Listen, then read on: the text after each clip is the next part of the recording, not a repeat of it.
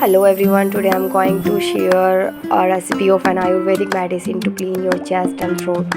आजकल बदलते मौसम में सभी को ये प्रॉब्लम हो रही है, खांसी और ज़ुकाम। इस दवा को बच्चे बूढ़े सभी यूज़ कर सकते हैं। It has no side effects. Let's see its ingredients. Number 1, ginger. It is loaded with antioxidants. ये कोल्ड और फीवर में रिलीफ देता है। आप साबुत अदरक का एक टुकड़ा ले सकते हैं, उसको अच्छे से साफ़ कर लीजिए और इमाम जिस्ते में कूट लीजिए। नंबर 2, लिकोराइज रूट यानी मुलेठी। It helps to treat sore throat and respiratory disorder. सांस लेने में जब भी कोई परेशानी होती है, मुलेठी का उपयोग बहुत ही लाभकारी होता है।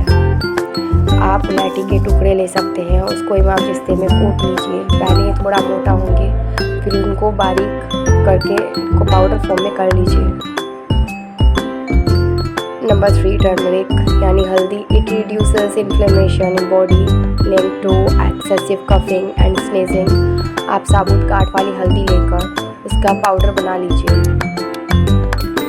और उस पाउडर को स्टोर करके आप एक बोतल में रख लीजिए। हमें 2 चुटकी हल्दी चाहिए। नंबर 4, ब्लैक पेपर यानी काले मिर्च। It is highly effective for mucus infection and treats cough and cold. आप काली मिर्च के दाने कूट लीजिए। Number 5, honey. Always take organic honey. It has potential health benefit. ये किसी भी बीमारी को जड़ से ख़त्म करने की क्षमता रखता है। 3 से 4 टेबल स्पून शहद ले लीजिए। अब सभी इंग्रेडिएंट्स को आप इमाम जिस्ते में बारीक कूट लीजिए। प्लीज़ अवॉइड मिक्सर बिकॉज वो मेडिसिनल प्रॉपर्टीज़ को डिस्ट्रॉय कर देता है। सभी इंग्रेडिएंट्स को अच्छे से मिक्स कर लीजिए।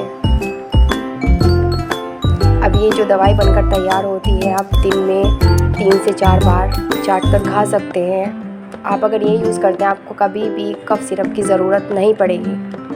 प्लीज़